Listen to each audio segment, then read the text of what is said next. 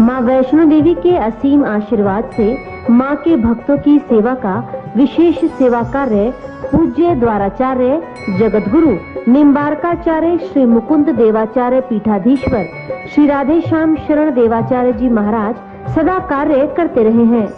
आज उनके कृपापात्र शिष्य और उत्तराधिकारी परम पूज्य महामंडलेश्वर श्री किशोरी शरण जी महाराज अपने सद्गुरु के लक्ष्यों को पूरा करने हेतु दृढ़ संकल्पित हैं। महाराष्ट्र की अगुवाई में पिछले कई वर्षों से माता वैष्णो देवी अनुक्षेत्र में कन्याओं के लिए, साधु संतों के लिए, वृंदावन में परिक्रमार्थियों के लिए, बाढ़ पीड़ितों के लिए, वृद्ध एवं गरीब असहाय लोगों के लिए भोजन इत्यादि की पूरी व्यवस्था है। आप भी अनुक्षेत्र के इस पुण्य सेवा प्रकल्प में दान देकर नर सेवा के उत्तम फल के भागी बन सकते हैं।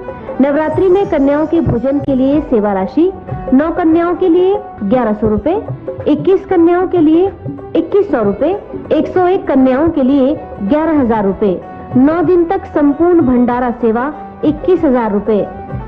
श्रीधाम वृंदावन के प्रतीक वृंदावन में विगत 30 वर्षों से अखंड श्री युगल नाम संकीर्तन का 24 घंटे जाप किया जा रहा है। सर्व बाधा मुक्ति एवं सुख शांति उन्नति के लिए आप भी अपने नाम, अपने पूर्वजों या परिवार के किसी सदस्य के नाम, अपने विवाह, वैवाहिक वर्षगांठ, जन्मदिन या अन्य किसी भी पावन अवसर पर श्री युगल नाम संकीर्तन करा सकते हैं।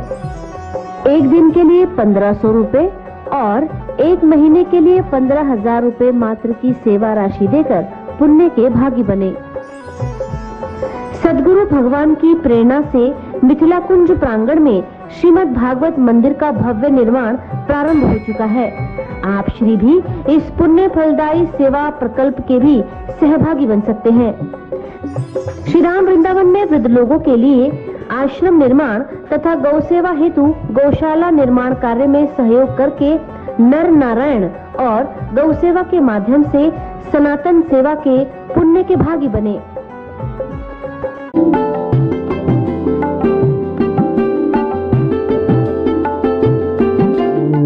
आनंदकरं प्रसन्नं ज्ञानस्वरूपं निजभावयुक्तं योगीन्द्रमीड्यं भवरोगवेद्यं श्रीमद्गुरुं नित्यमहं स्मरामि।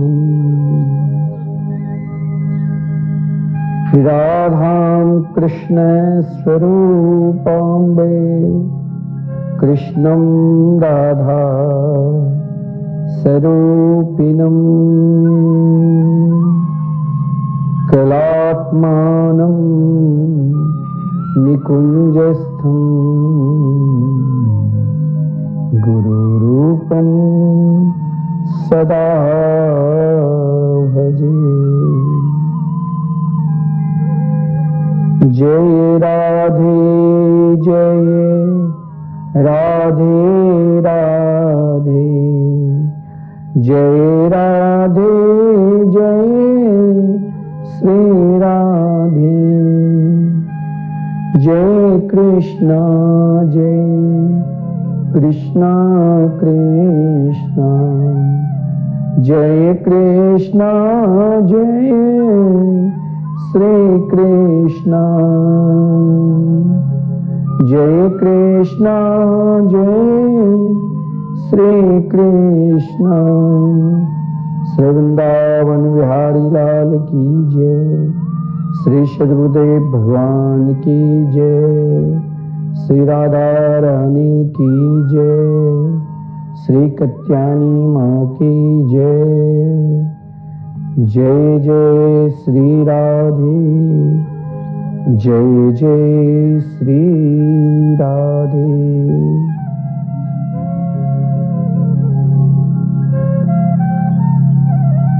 समस्त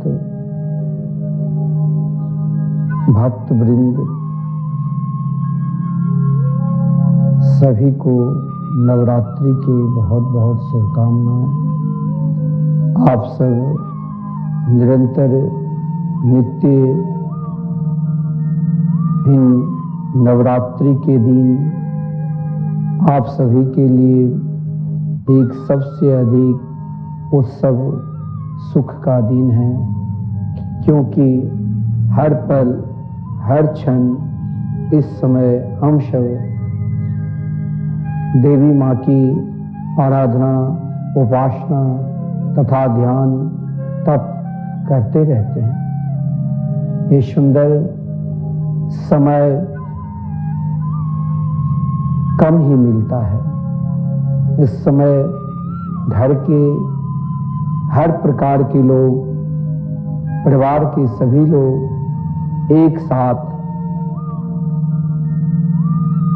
प्रेम के साथ सुखपूर्वक आनंदित होकर देवी माँ की आराधना उपासना क्या करते हैं। जिस आराधना उपासना की फल आप सभी को तुरंत लाभ मिलता है। अभी आप देवी माँ की व्रत,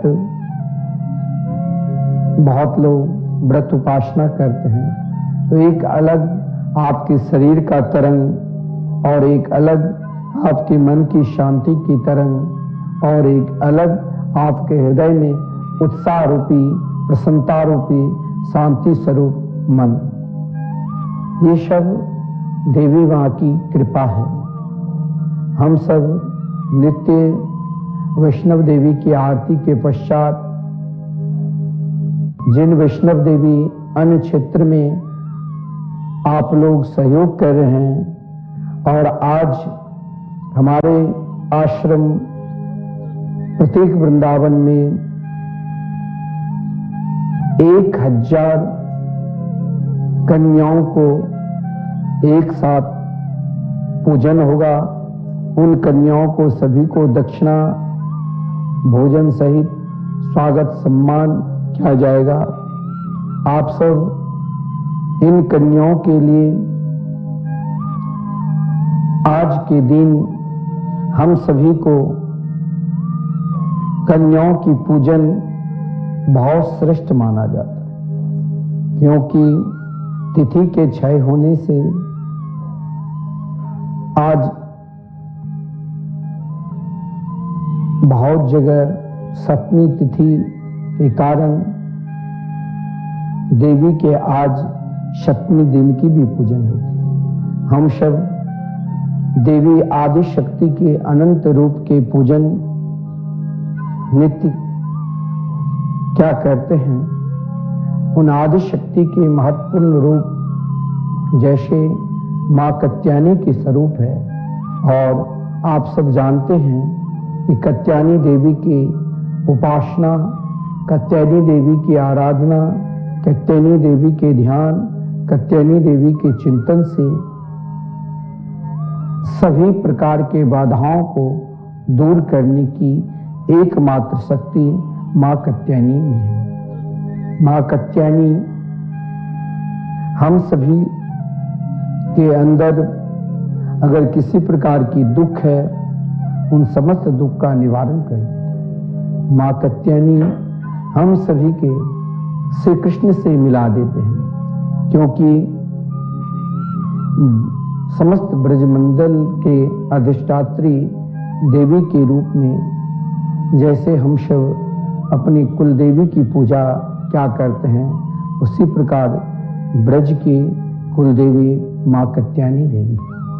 अगर माँ कात्यायनी देवी आदि शक्ति की कृपा प्राणी मात्र के ऊपर हो जाए तो अलादनी शक्ति रास रासेश्वरी राधा रानी की कृपा स्वयं मिल जाएगी। क्योंकि माँ कात्यायनी की उपासना उन गोपियों ने की जिन ब्रजांगना ब्रज की गोपिकाएं मात्र 5 वर्ष की अवस्था में परब्रह्म परमात्मा श्री कृष्ण की प्राप्ति के लिए निरंतर एक जन्म कौन के अनेक जन्मों तक श्री कृष्ण की उपासना की, श्री कृष्ण की आराधना की, फिर भी उन साधक उन ऋषि मुनि, उन तपस्वी, उन ध्यानी के हृदय में हुआ कि हम उन आह्लादनी शक्ति के प्रेम को प्राप्त करें जो प्रेम की अधिकारी बड़े बड़े योगी यति सन्यासी का भी अति दुर्लभ होता है, वो प्रेम को प्राप्त करें। तो सर्वप्रथम आदि शक्ति मां कात्यायनी की उपासना करना पड़ा।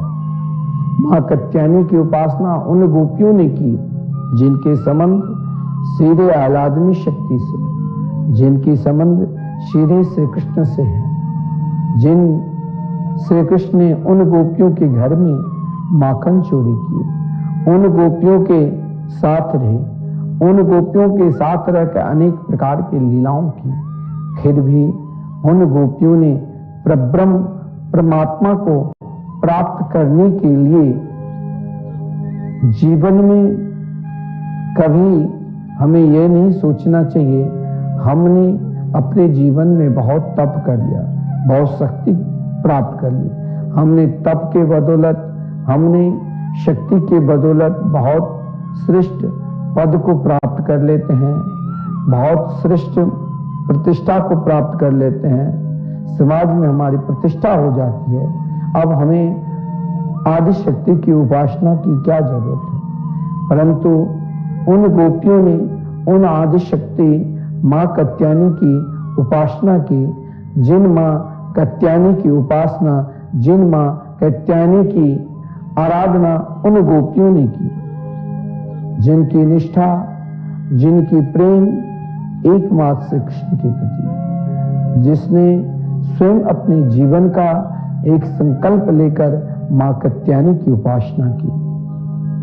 मां कात्यायनी की उपासना उनके जीवन के लक्ष्य जीवात्मा और परमात्मा, हम दोनों वर्षों से अलग हो चुके हैं, पुनः हम एक हो जाए। मां कात्यायनी हम सभी को वर वो इच्छा की पूर्ति करते हैं। जो इच्छा हम मन में सोचेंगे या मन की इच्छा कभी व्यक्त करेंगे, मां कात्यायनी उन इच्छा की पूर्ति करते हैं। उन गोपियों ने प्रातः काल, जैसे हम सब इन नवरात्रि के दिन प्रातः काल ब्रह्म मुहूर्त में, लोक शास्त्र में कहा गया है ब्रह्म मुहूर्त के स्नान देव स्नान। आप वैसे तो बहुत लोग ऐसा ही कोई पापी होगा जो कभी नहाता नहीं तो स्नान तो रोज सब करते हैं, परंतु स्नान करने का भी एक नियम है, एक समय है। आप के अंदर यदि क्रोध आता है, आप चाहते हो कि मेरा क्रोध लोगों को अनर्थ करता है, मेरे अंदर अब क्रोध ना आवे, तो क्रोध शांत करने के लिए आप प्रातःकाल ब्रह्म मुहूर्त में 4 से 5 बजे नित्य स्नान करो। उन स्नान से, वो देव स्नान के तुल्य उन स्नान से आपके हृदय में वो प्रसन्नता होगी और धीरे धीरे मानसिकता रूपी जो क्रोध है वो शांत हो जाएगा, क्योंकि देव स्नान बताएगा। प्रातःकाल के बाद 5-6 बजे अगर हम स्नान करते हैं 5 और 6 के बीच में, तो उसे मनुष्य स्नान, और उसके बाद सूर्योदय के बाद यदि हम स्नान करते हैं तो शायद आसुरी स्नान का, अधर्म के स्नान समय अगर पूजा पाठ में मन नहीं लगेगा। अभी आपको यदि पूजा पाठ में मन नहीं लगता है तो आप ब्रह्म मुहूर्त में 4 और 5 के बीच में यदि स्नान करेंगे, उन स्नान करने के पश्चात आप योगा करेंगे तो योग में मन लगेगा।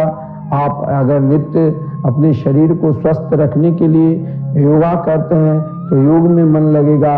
यदि आप अपने इष्ट की आराधना करते हैं ब्रह्म मुहूर्त में, तो शास्त्र में कहा गया है कि ब्रह्म मुहूर्त में यदि हम अपने इष्ट के ध्यान करते हैं, आदि शक्ति देवी जगदम्बा मां कात्यायनी की उपासना करते हैं, तो उससे महाराज क्या हमें मिलता है? तो 10,000 गुना आराधना करने का फल मिलता है।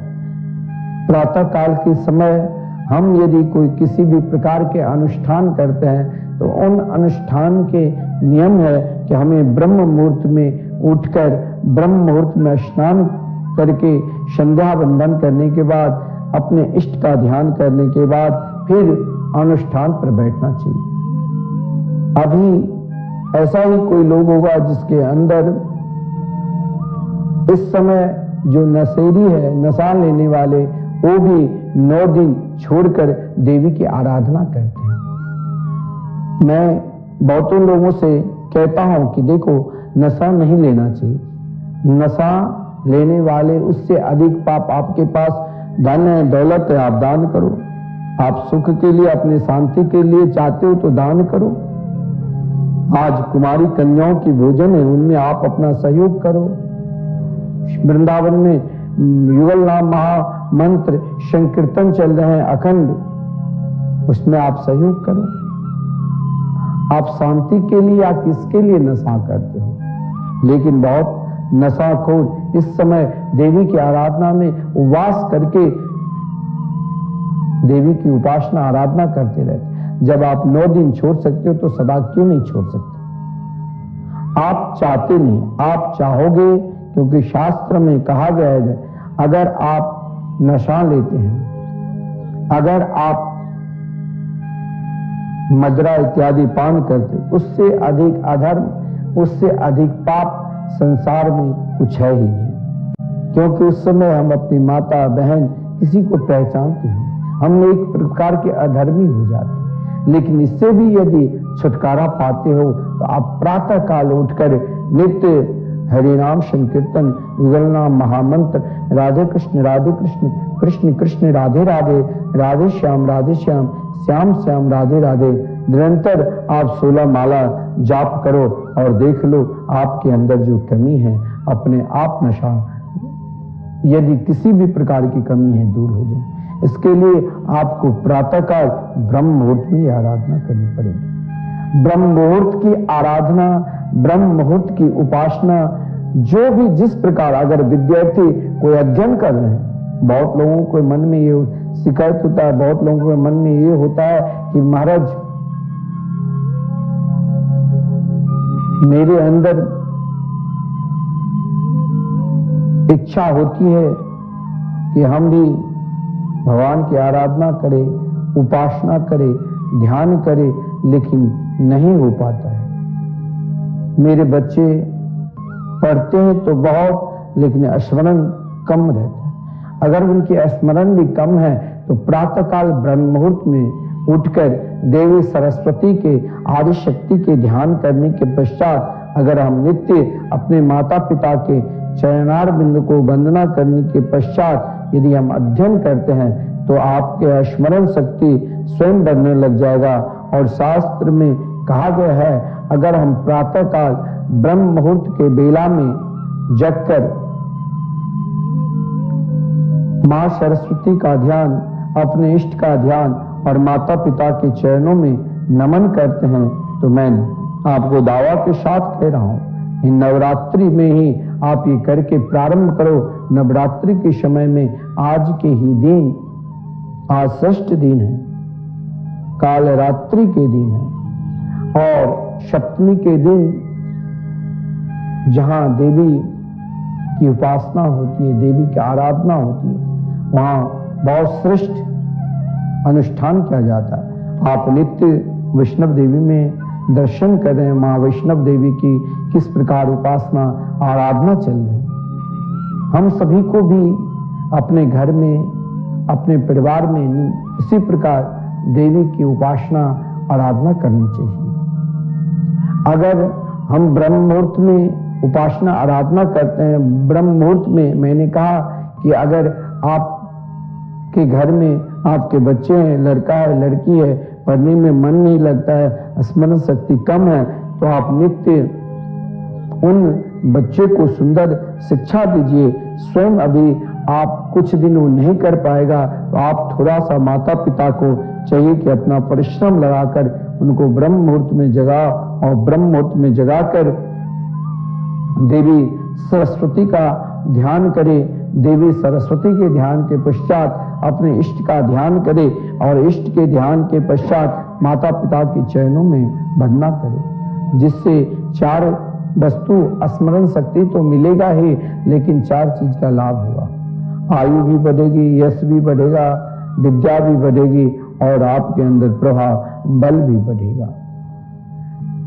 प्रातः काल के समय उन गोपियों ने, जिन ब्रजांगना ब्रज की गोपी स्वयं आदि शक्ति और आह्लादनी शक्ति के संपूर्ण लीलाओं की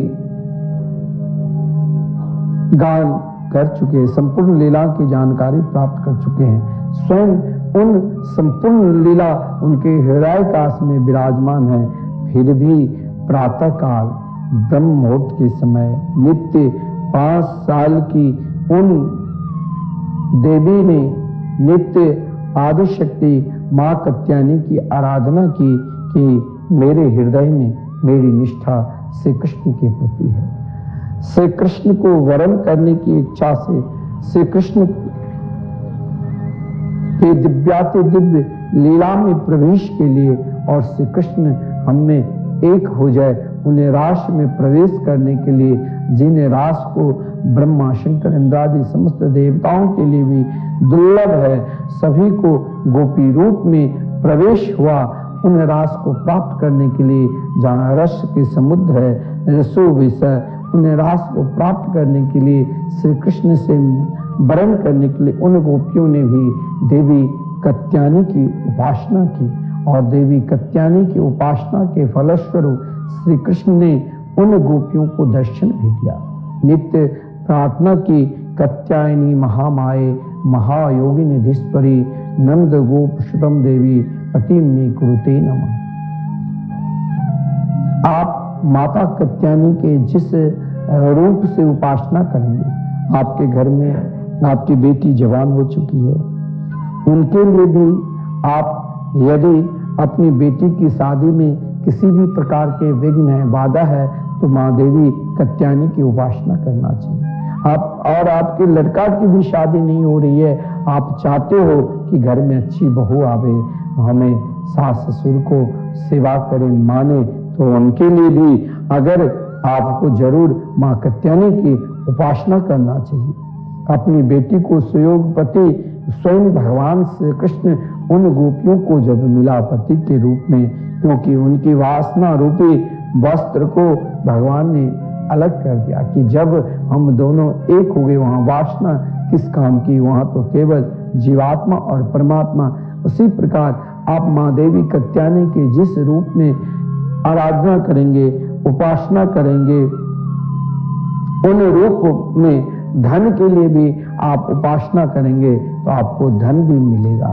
शांति के लिए भी आप उपासना करेंगे तो आपको शांति भी मिलेगी। मुक्ति के लिए भी आप उपासना करोगे तो आपको मुक्ति की भी प्राप्ति होगी। जिन रूप में जिस प्रकार आप इच्छा करोगे, माँ कात्यायनी उन परम प्रिय भक्त को उनकी इच्छा पूर्ति करते हैं। और जब माँ कात्यायनी की कृपा हो जाती है तो मान लेना उनके ऊपर रास रासेश्वरी राधा रानी की कृपा अवश्य होगी। रास रासेश्वरी राधा रानी की कृपा जब उन गोपियों पर हुई तब तो श्री कृष्ण मिले और उनके साथ दिव्य निराश किए। तो कहने का तात्पर्य, आप भी अगर देवी माँ की आराधना उपासना करते हैं तो अपने जीवन का एक संकल्प लेकर उपासना करो कि मुझे भी जीवन में सदा मुस्कुराहट रहे, शांति रहे, सुख रहे और स्वयं उन आदि शक्ति की कृपा से हमें आह्लादनी शक्ति की प्राप्ति हो जाए। जैसे उन ब्रह्मन देव ने जब आदि शक्ति माँ कात्यायनी की उपासना की तो ब्रज की अधिष्ठात्री देवी यानी कुलदेवी माँ कात्यायनी ने सोचा इन ब्राह्मण देव को आज मैं सदा वो सुख प्रदान कर दूं जिन सुख को प्राप्त करने के लिए इंद्रादि देवता तरसते रहते हैं। इन ब्राह्मण देव को कहाँ भेज दिया?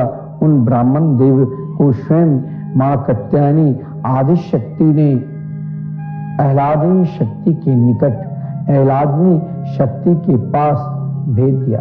कहा गया है महाभाव स्वरूपा तो स्वयं श्री भानुनंदिनी महानिर्बच्चा महात्मा लादनी परमेश्वरी, जो स्वयं श्री विश्वानुनंदिनी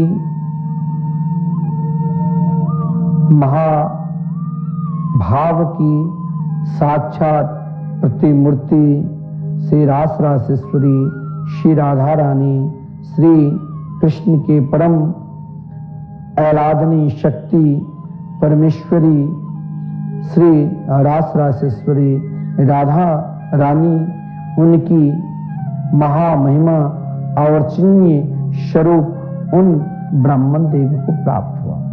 स्वयं देवी आदि शक्ति की कृपा से आह्लादनी शक्ति का दर्शन मिला है।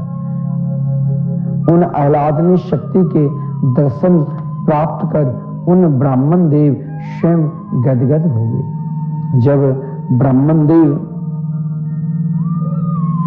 उन महल में प्रवेश मिला, मैंने कहा महल में यानी श्री रासरासेश्वरी श्री राधा रानी के निकट जीव को तभी पूर्ण रूप से प्रवेश मिलता है जब ब्रज की अधिष्ठात्री देवी श्री रासरासेश्वरी श्री राधा रानी की कृपा तब होता है जब यहाँ की सदगुरु कौन है ब्रज के?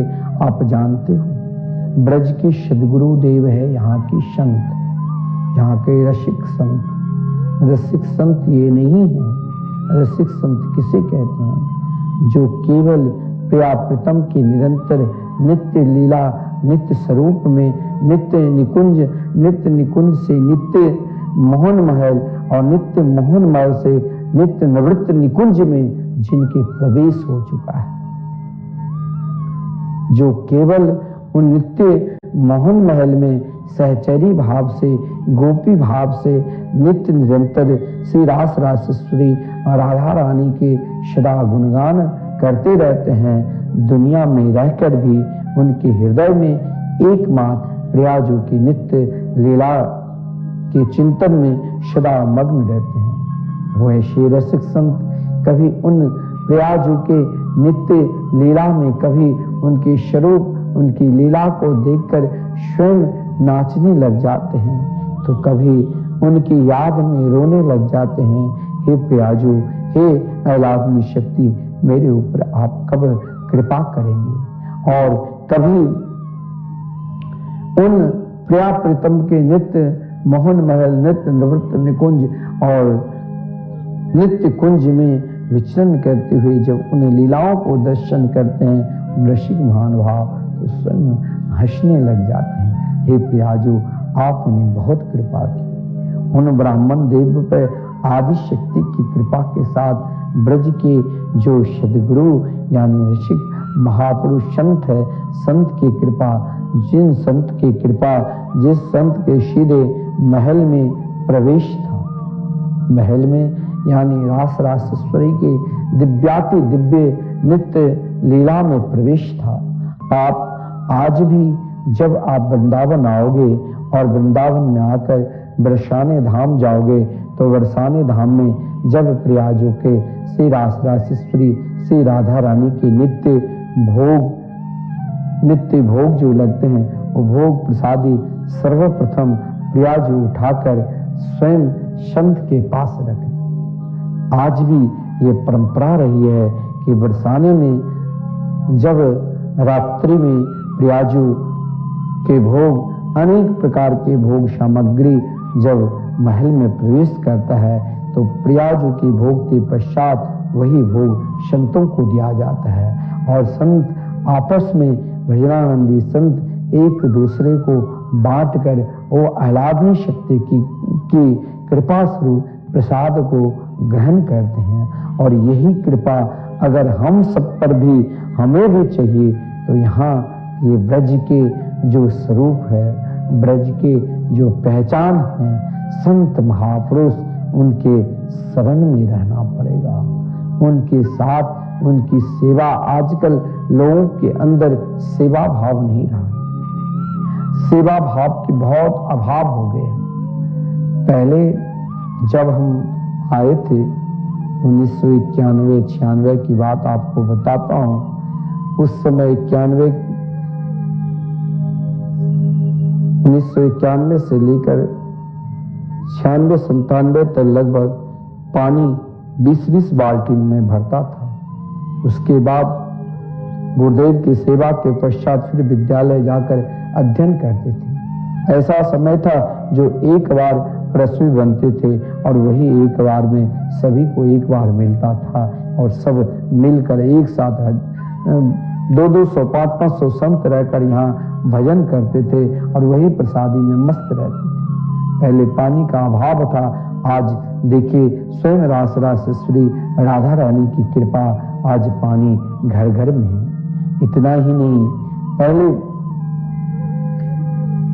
जो कोई संत बनने के लिए आते थे उसके अंदर सर्वप्रथम सेवा भाव था। वो स्वयं सद्गुरु की आज्ञा प्राप्त कर उनकी आज्ञा ही वो भजन मानता था। आजकल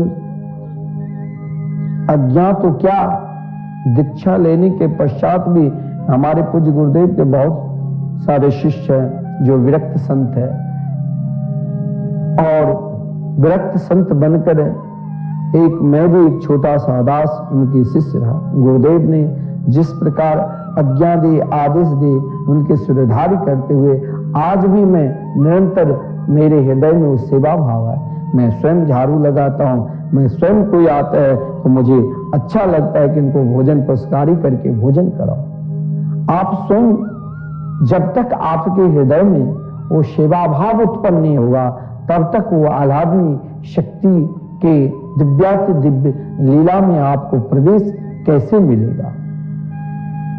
आजकल महाराज आते भी है तो भक्त भी आए, पहले भक्त भी आते थे तो यहाँ सेवा भाव रहता था। आजकल के भक्त को चाहिए एसी रूम, बढ़िया व्यवस्था में त्रुटि हुई तो नाराज हो जाते, उसका क्या फल मिलेगा।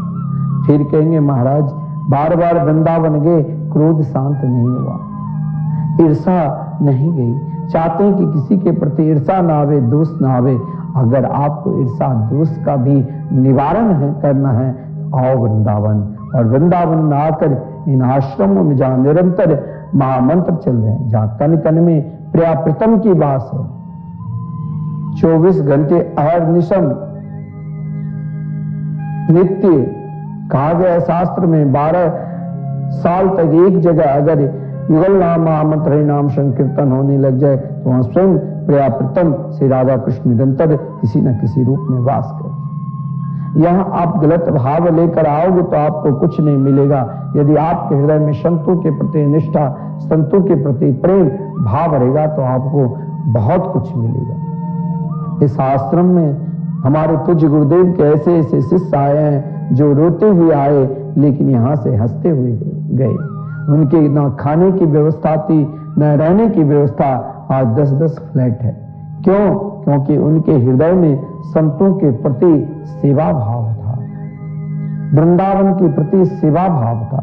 यहाँ आकर उसने झाड़ू लगाया, यहाँ आकर उसने गौओं की सेवा की, यहाँ आकर ठाकुर श्री राधा मोहन मंदिर में विराजमान होकर उन प्रांगण में नित्य झाड़ू पोछा लगा है। आज उनके प्रताप से वो निरंतर भगवत नाम के प्रति उनकी निष्ठा और प्रेम है और निरंतर उनके संतों के प्रति भाव है। और जब संतों के प्रति भाव रहेगा तो वहां धर्म, अर्थ, काम, मोक्ष चारों पुरुषार्थ आपको खोजने की जरूरत नहीं, स्वयं मिल जाएगा। आप वृंदावन में प्रमाण देख लेना, जिसके हृदय में साधु संतों के प्रति निष्ठा प्रेम है उनको प्रियाजू श्री राधा रानी सर्वस्व दे दिया। जिसने वृंदावन में आकर, जिसे स्वयं श्री राधा कृष्ण अपना गुरु मानते हैं, वृंदावन में इन रसिक संतों के, जिन रसिक संतों की कृपा से, जिन महापुरुष नाम जापक की कृपा से स्वयं गोलोक धाम को श्री वृंदावन में ले आए, उन संतों को सदा श्री प्रिया प्रथम श्री राधा कृष्ण नित्य जय जयकार लगाते हैं।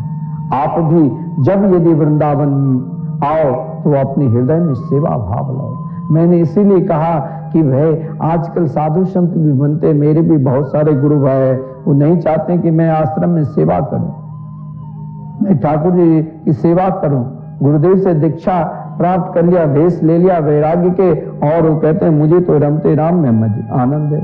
अरे भाई तुम अभी तक सदगुरु को पहचाने ही नहीं। सदगुरु की आज्ञा अगर तुम्हें झाड़ू लगाने के लिए भी कह दे, और उन झाड़ू लगाने में अगर आप उन आज्ञा को मंत्र स्वरूप मानकर लगाओगे, एक दिन सदगुरु की कृपा से तुम्हें सीधे श्री राधा कृष्ण के दर्शन मिलेंगे। एक संत के परम शिष्य थे, संत बहुत भजनानंदी थे, स्वयं नित्य निरंतर प्रिया प्रतम के निरंतर उन लीलाओं को, उन आह्लादनी शक्ति के लीलाओं को गान करते थे। आज उनके हृदय में एक ऐसा भाव जगा कि हम स्वयं प्रिया जी को गोद में बिठाकर और प्रिया जी प्रिया प्रतम को गोद में बिठाकर उनके नित्य पद को गान करें। उनकी इच्छा को देखकर स्वयं श्री राधा कृष्ण बाल स्वरूप में, रास बिहारी स्वरूप में आया। जैसे आप वृंदावन आते हो, आजकल आप वृंदावन की जो स्वरूप है, जो ब्रजवासी नित्य श्री कृष्ण लीला के दर्शन कराते थे, उन ब्रजवासियों, उन विप्रों के घर में जाकर बड़े बड़े संत महात्मा उनके घर से मधुकरी मांगकर खाते थे, क्योंकि प्रिया प्रीतम के नित्य लीला के गान करते हैं। आज समाज में गाना चलाकर उन ब्रजवासियों को भी अपमान कर रहे हैं, जिन ब्रजवासियों के लिए स्वयं भगवान श्री कृष्ण लीलाधारी बनकर आए, और स्वयं भगवान श्री कृष्ण इन ब्रज में जब विलुप्त हो चुका था रासलीला, तो स्वयं आचार्य चरण श्री घमंड देवाचार्य जी के निकट स्वयं श्री कृष्ण श्री राधा रानी प्रकट होकर दिखाया कि मेरी रास को विस्तार करो। और इन रास विस्तार के लिए इन नन्हे नन्हे छोटे छोटे ब्रज के ग्वाल बाल ब्रजवासी, जिन ब्रजवासी में स्वयं श्री कृष्ण के स्वरूप है। आजकल हर प्रकार के लोग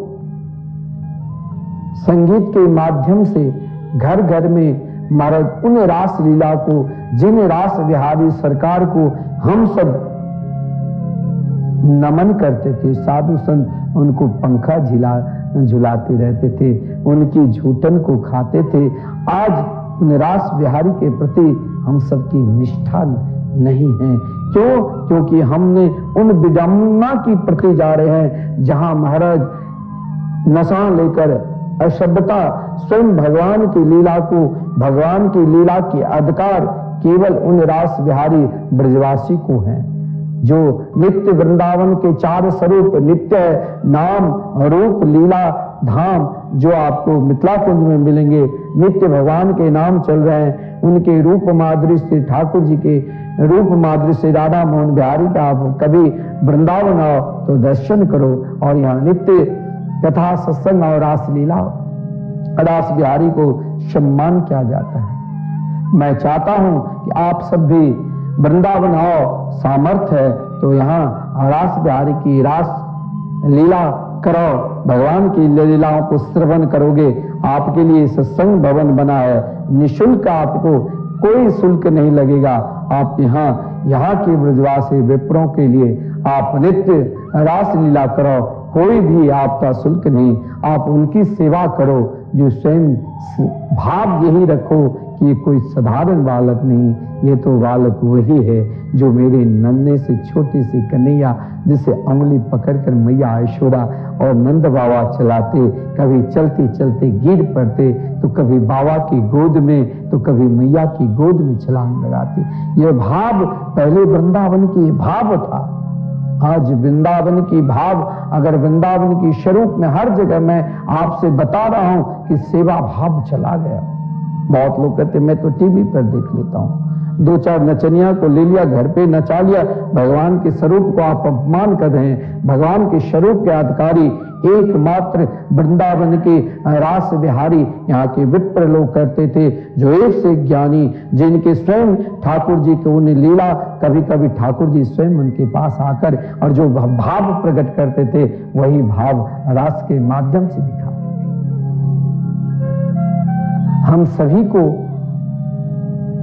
वृंदावन के प्रति ऐसा भाव लाना चाहिए, उन आराधनीय शक्ति की कृपा चाहिए, तो यहाँ संतों को लाड लड़ाओ, यहाँ की विप्र रास बिहारी सरकार की लाड लड़ाओ।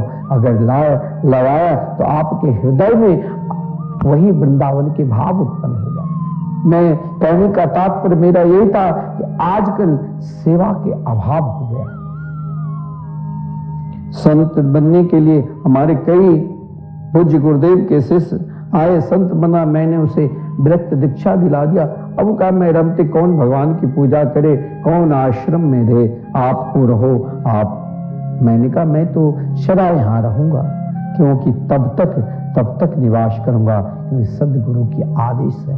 मैंने आपसे कहा कि एक शिष्य अपने गुरुदेव के पास गए, गुरुदेव मुझे ब्रह्म को प्राप्त करना है, मुझे आप दीक्षा दीजिए। गुरुदेव ने कहा दीक्षा लेना चाहते हो? तो वहां देखा बड़े बड़े ज्ञानी ध्यानी सब, कोई वेदांत के, कोई द्वैताद्वैत के, कोई अद्वैतवाद, सब अपने अपने सिद्धांत का गुणगान कर रहे थे। गुरुदेव से उसने कहा मुझे भी ऐसा बनना है। बोले मुझे दीक्षा दे दो, आप तो त्रिकालदर्शी है। गुरुदेव ने कहा ये देखो सिख की झाड़ू है, ये झाड़ू पकड़ो और पूरे फील्ड में झाड़ू लगाओ, पूरे मैदान में झाड़ू लगाओ, क्योंकि संध्या के समय, रात्रि के समय वृंदावन में ऐसा नहीं, ऐसा कोई जगह नहीं है, हम सब जानते हैं, जहाँ प्रिया प्रीतम नित्य लीला नहीं करते हैं। आप वृंदावन के नित्य परिक्रमा करोगे और ये जो जगह है अटल वन परिक्रमा मार्ग मिथिला कुंज, यहाँ आप कभी ऐसा अनुभव होगा कि परिक्रमा मार्ग में स्वयं प्रिया प्रीतम नित्य रास में विचरण करते हुए एक कुंज से दूसरे कुंज में प्रवेश करते हैं, तो एक अलौकिक सुगंध, एक दिव्य सुगंध जो वृंदावन की तमाल, वृंदावन की पुष्प, दिव्याति दिव्य कदम के पुष्प है, उनकी सुगंध कभी नूपुर के झनकार की आवाज सुनाई देगी। यह वृंदावन की एक अलौकिक पहचान है। लेकिन इन वृंदावन में आकर अपने हृदय में सेवा भाव लाओ, क्योंकि भगवान श्री कृष्ण ने उन ग्वाल वालों को, जिस समय श्री कृष्ण ग्वाल वालों के साथ गौचारण करने के लिए जाया करते थे, जिस समय ब्रह्मा जी ने गौ के बछड़े को और ग्वाल वालों को चोरी कर लिया, भगवान जब अघासुर को उद्धार किए, तो उस चारों समस्त ग्वाल बाल के बीच में श्री कृष्ण विराजमान थे। जो जितने छोटे वो उतने निकट, जो जितने बड़े वो उतने पीछे। तो वृंदावन में आओ तो जब तक आपके अंदर में दीनता नहीं रहेगी, तब तक आपके अंदर दीन बंधु की कृपा कैसे होगी। वृंदावन में आकर भी आप वही अभिमान लेकर आते हो कि हम बहुत बड़े हैं, हमारे पास बहुत धन दौलत है, हमें उतना इज्जत सम्मान नहीं। वृंदावन में तो दीन बनकर आओगे, तब दीन बंधु बांके बिहारी की कृपा होगी। जब तक आप दीन बनकर नहीं आओगे, तब तक दीन बंधु की कृपा नहीं होगी। यहां आकर अपने हृदय में सेवा भाव लाओ, क्योंकि सेवा एक भजन है। भजन भज सेवायाम धातु से भजन बनता है। आपके हृदय में संतों के प्रति सेवा भाव है, आपके हृदय में संतों के प्रति निष्ठा है, समर्पित है, तो आपको स्वयं प्रिया प्रीतम की जो दिव्य आह्लादनीय शक्ति की दिव्य लीला है, उसमें आपको प्रवेश मिलेगा। उन संत के निकट जब उनके शिष्य आए, तो शिष्य ने कहा हमें मंत्र दीजिए, हमें ब्रह्म ज्ञान को प्राप्त करना है। बोले झाड़ू लगाओ। बरसों तक झाड़ू लगाया। वहां गुरुदेव नित्य सत्संग करते थे, वहां हजारों साधु संत आया करते थे, उनसे अलौकिक सत्संग का लाभ लेता था, लेकिन उनके पास फुर्सत कहां, वो झाड़ू लगाते थे और रसोई में बर्तन साफ करते। एक दिन गुरुदेव ने सभी शिष्यों को बुलाया और कुछ प्रश्न किया कि बताओ परमात्मा की प्राप्ति कैसे करोगे। सब अपने अपने अनुसार कहा, लेकिन उन झाड़ू लगाने वाले अभी तक गुरुदेव ने कान में दीक्षा भी नहीं दिया था। उन्हें उन झाड़ू लगाने का ही सत्संकल्प लेकर सोच लिया, गुरुदेव ने हमें मंत्र दे दिया, गुरुदेव की आज्ञा ही मेरे लिए मंत्र है। और उन आज्ञा को प्राप्त कर अंत समय में जब गुरुदेव ने सोचा कि अब मुझे अपने दिव्य निकुंज में प्रवेश करना है, तो उन शिष्य को बुलाया, सब अपने अपने अनुसार उत्तर दिया। गुरुदेव के हृदय में प्रसन्नता नहीं हुई, लेकिन उन झाड़ू लगाने वाले ने कहा कि मुझे तो उससे कृष्ण मिल गए। मैंने सोच लिया जगत मिथ्या ब्रह्म ही सत्य, यानी एकमात्र भगवान के नाम रूप लीला धाम ही सत्य है। मुझे तो उन आह्लादनी शक्ति के सिवा कुछ सत्य दिखाई नहीं। मुझे उन आह्लादनी शक्ति का दर्शन प्राप्त कर हम धन्य धन्य हो गए। गुरुदेव, सेवा बल से ही आप आह्लादनी शक्ति को प्राप्त कर सकते हैं। उन ब्राह्मण देव जिसके ऊपर स्वयं आदि शक्ति मां कात्यायनी की कृपा से जब उसने वर्षों लगातार देवी कात्यायनी की उपासना की और देवी कात्यायनी मां की कृपा से आज उनको उन रास में प्रवेश मिला, उन गोपी भाव में प्रवेश मिला, जहां केवल रसो वैस रसानम समूह जैसे रास, जहां केवल आनंद ही आनंद है, जहां केवल सुख ही सुख है, जहां केवल आह्लाद ही आह्लाद है, जहां कहा गया है एक स्वरूप सदाद्वि नाम आनंद की आह्लादनी श्यामा आह्लादनी के आनंद श्याम, जहां केवल आनंद और आह्लाद ही व्याप्त है। उन ब्राह्मण देव का प्रवेश जब महल में मिला, तो महल में जब प्रवेश किया तो उन महल में उनको क्या क्या आनंद मिला, ये आप सुनो। लिखा है, प्रभाते गुरुना साकं स्नातो भानु सरोवरे अभूतपूर्व भावेन भावितात्मा भवच्छना।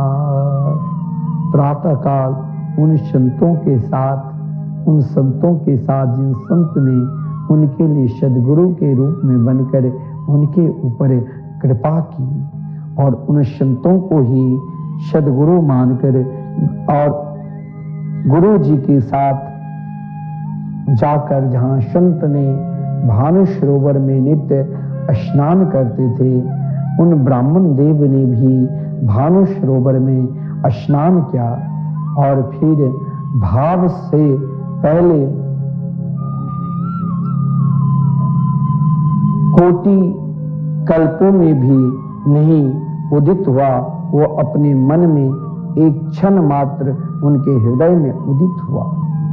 जब भानु सरोवर में स्नान करने मात्र से ही उनके हृदय में वो प्रेम जागृत हो, उनके हृदय में वो आह्लादनी शक्ति उत्पन्न हो गई। जिस आह्लादनी शक्ति की एक क्षण भी, एक पल भी कोई वर्णन नहीं कर सकता है। उनके हृदय में वो आनंद, उत्सव एक क्षण के लिए उदित हुआ। उदित होते ही भाव क्या हुआ, उन संतों की कृपा से, जिन संत को ही उसने अपने सद्गुरु के रूप में मानकर सदा केवल आह्लादनी शक्ति की कृपा हो और भानु सरोवर में स्नान करने मात्र से ही उनके चित्त से रास रासेश्वरी से राधा रानी के प्रति और उनके प्रीतम श्री कृष्ण के प्रति तथा उन सखी जनों के प्रति अकस्मात विचित्र आनंद देने वाली ममता उत्पन्न हो गई। उसके हृदय में ऐसे भाव समाधि हो गए कि इसमें कौन आह्लादनी शक्ति है, कौन आनंद स्वरूप है और कौन उन सखीगण है। अब स्वयं मन ही मन उन प्रिया जी के ध्यान करने लगे और कहा, हे प्रिया जो, अब आप मेरे ऊपर ऐसे कृपा करो जो मुझे दर्शन दो। उन ब्राह्मण देव मन ही मन श्री कीर्तन पुकारने लगे, प्रिय राधे प्रिय राधे, राधे राधे प्रिया प्रिया, प्रिय श्यामा प्रिय श्यामा, श्यामा श्यामा प्रिया प्रिया। उसके भाव में वो ऐसे डूब गए और वे ब्राह्मण कृतार्थ होकर पुनः उन संतों को सानिध्य में जाकर उनके साथ सीधे पीछे पीछे उनके साथ उनके महल, उनकी कुटिया पर चले गए। तब उन संत ने उनके भाव को देखकर प्रयाजू के प्रति, उन आह्लादनी शक्ति के प्रति भाव को देखकर तब संत ने स्वयं आह्लादनी शक्ति से मिलाने के लिए श्री दामा से प्रार्थना की और कहा, श्री दामा जरा इनके ऊपर आप कृपा करो। देखिए, संत की कृपा से संत को भगवान के परम प्रिय रास रासेश्वरी की परम प्रिय भाई से मिला दिया श्री दामा से और कहा, श्री दामा को देखकर उन ब्राह्मण देव ने हर्षित होकर उनके चरणों में प्रणाम किया और महाराज कहा, श्री रामा ने देखकर उनको हृदय से लगा, कहा, बेटा तुम इस समय क्या प्राप्त करना चाहते हो? उनके हृदय में अश्रुपात होने लग गया। कहा, हे प्रिया प्रीतम की प्रिय सखा, मुझे कुछ नहीं चाहिए, मुझे एकमात्र आह्लादनी शक्ति के दर्शन कराइए। उन ब्राह्मण देव के ऊपर संतों की कृपा, श्री रामा की कृपा और उनके कृपा मात्र से स्वयं श्री रामा कहा कि ब्राह्मण देव, अब आप वहां आ चुके हैं जहां केवल आनंद ही आनंद है।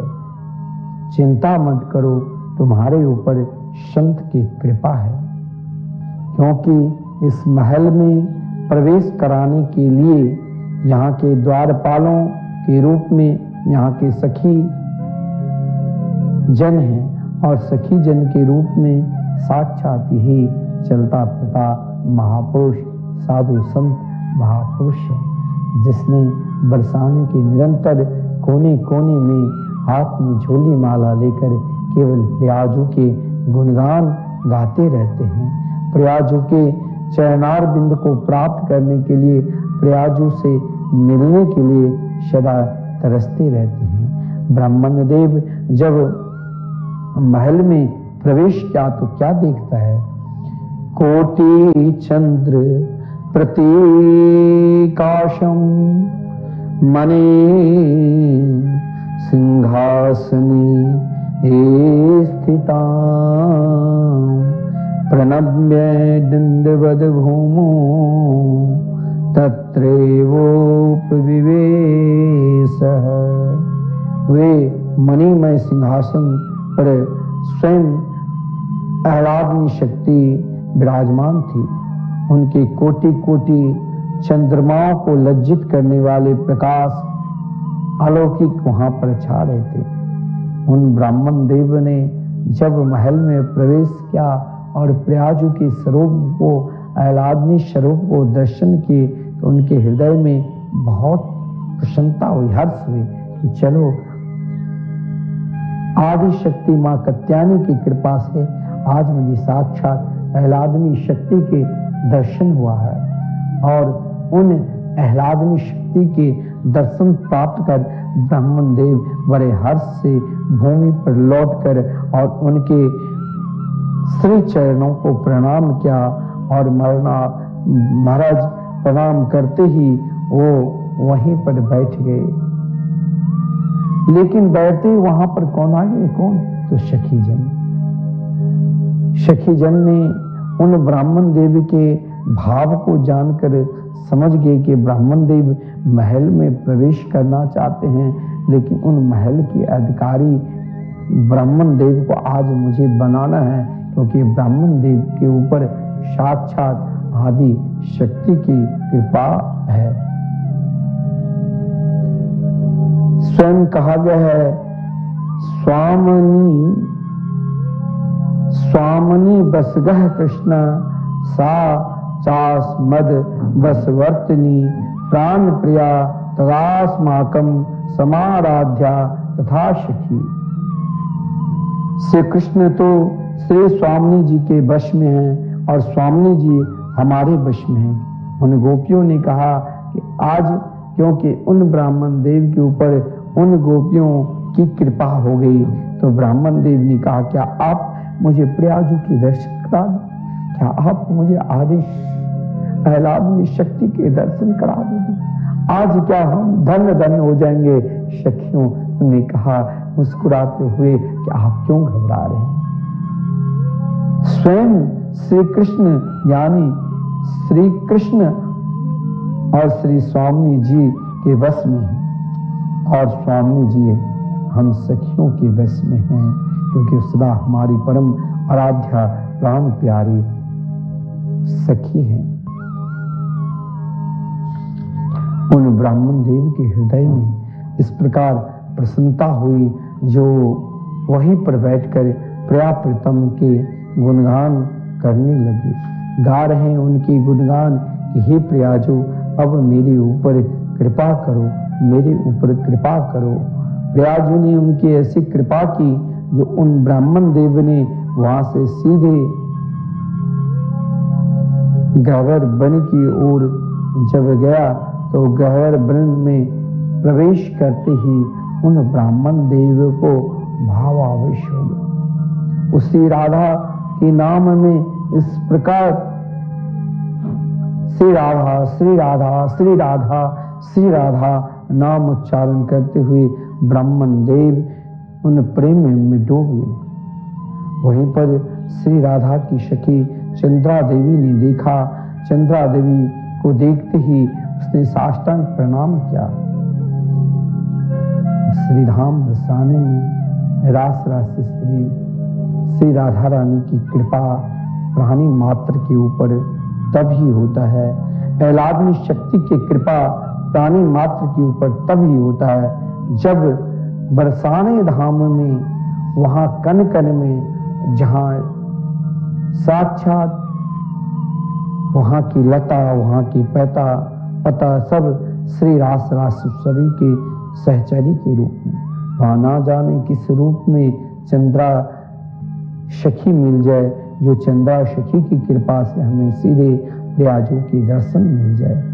उन ब्राह्मण देव ने जब प्रियाजू की संकीर्तन करते करते मस्त हो गए, तो उसी समय ब्राह्मण देव को चंद्रा सखी की दर्शन हुए, चंद्रावली सखी की, और चंद्रावली सखी के दर्शन करते हुए अब लगा कि ब्राह्मण देव के हृदय में अब मेरे अंदर आह्लादनी शक्ति की भाव प्रकट जरूर होगा, क्योंकि स्वयं उनके ऊपर जब अष्ट सखियों की कृपा हो जाए और अष्ट सखी के स्वरूप में श्री चंद्रावली सखी की कृपा हुई, तो चंद्रावली सखी ने उनकी श्री राधा स्वरूप का वर्णन करके सुनाया, और श्री राधा स्वरूप के बाद श्री कृष्ण के स्वरूप का वर्णन सुनाया।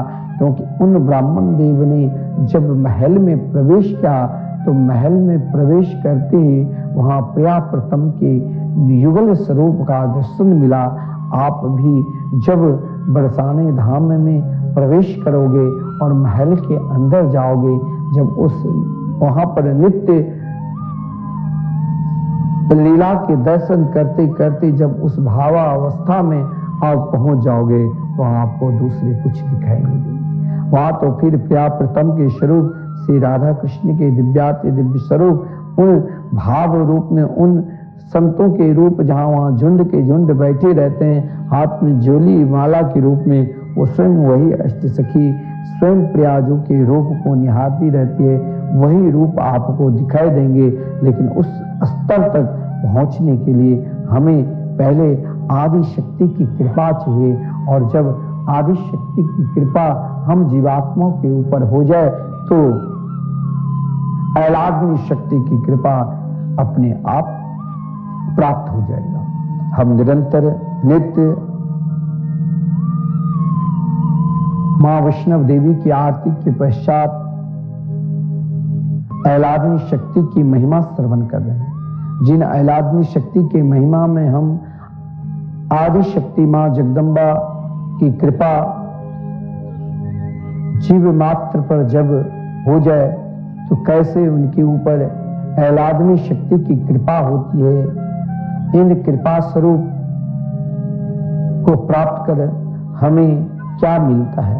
इन कृपा स्वरूप को प्राप्त कर आप जिस रूप में वहां, क्योंकि धर्मार्थ का मोक्षाख्यम यह इच्छित श्रेय आत्मना, वहां आप जिस भाव से व्यापितम की शरण में जाओगे, आपको सुख समृद्धि चाहिए तो वहां मिलेगा, प्रतिष्ठा चाहिए तो वहीं पर मिलेगा, और अंत में स्वयं उन महल में प्रवेश मोक्ष से भी श्रेष्ठ सीधे महल में सहचरी भाव के रूप में प्रवेश करना चाहते हो तो केवल आह्लादनी शक्ति की कृपा चाहिए। और इन आह्लादनी शक्ति की कृपा के लिए हमें भी इन नवरात्रि में जो कन्याओं को जिमाने चाहिए। मैंने कन्याओं के विषय में आपको समझाया था, और आज आपके आश्रम में 1000 कन्याओं को जिमाया जाएगा। उनकी पूजन, उनकी दक्षिणा हमारे प्रत्येक वृंदावन में होगा। साथ में यहाँ नित्य संकीर्तन चल रहे हैं। इन संकीर्तन में हमें सहयोग करना चाहिए, क्योंकि कलयुग में एकमात्र भगवान के मंगल में नाम ही श्रेष्ठ है। यदि हम स्वयं नाम जाप करें और हम नाम जाप में असमर्थ है, संकीर्तन करने में असमर्थ है, समय नहीं है, तो साल में जरूर अपने नाम से एक दिन श्री धाम वृंदावन में 24 घंटे जो संकीर्तन अहर्निशम चल रहे हैं, एक दिन हमें कम से कम जरूर कराना चाहिए। सामर्थ्य हो तो आजन्म हमें इस संकीर्तन में सहयोग करना चाहिए। और देवी पूजन की सार्थक है कि आप नित्य इन संतों की सेवा जो देख रहे हैं, इन संतों की जो केवल भगवत भजन में ही अपना समय निकाल रहे हैं, और वो भजन भगवत भजन के पश्चात संकीर्तन में ही अपना समय बिता रहे हैं। ऐसे संतों को नित्य भोजन सेवा दी जाती है दक्षिणा सहित। हम सब भी इनमें सहयोग करें। जय जय श्री राधे। हम सब पुनः रात्रि में ये भाव, क्योंकि इन देवी पूजन में हमें काल रात्रि के भी सौभाग्य मिलता है, और काल रात्रि में हमें शक्ति के उपार्जन के लिए एक श्रेष्ठ रात्रि कहा गया है। हमें भी इन रात्रि में देवी की आराधना जागरण करते हुए हमें उपासना, जिस उपासना को हम अपने इष्ट मान चुके हैं, उन शक्ति को उपार्जन के लिए ये सुंदर समय है। इन सुंदर समय में ऐसा समय बार बार नहीं मिलता है। इस सुंदर समय में हमें स्वयं को अपने अंदर वो शक्ति, वो ऊर्जा प्राप्त करना है, जिन ऊर्जा की बदौलत, जिन शक्ति के बदौलत साल भर हमारे लिए श्रेष्ठ बना रहे। हम आनंद के साथ, हम सुख के साथ, हम सदा निरोग रहे, हम सदा शांति में रहे। इन ऊर्जा के लिए हमें अभी नित्य देवी आराधना करते हुए, आदि शक्ति ऐलाग्नि शक्ति का ध्यान करते हुए हमें स्वयं अपने आप को ऊर्जा प्राप्त करना है। ये ऊर्जा प्राप्त करने की एक श्रेष्ठ पूजन है। शक्ति प्राप्त करने के लिए एक श्रेष्ठ पूजन है। हमें भी अपने अंदर उन शक्ति को लाना है, जिन शक्ति से हम सदा मुस्कुराते रहे। जय जय श्री राधे। जय जय श्री राधे।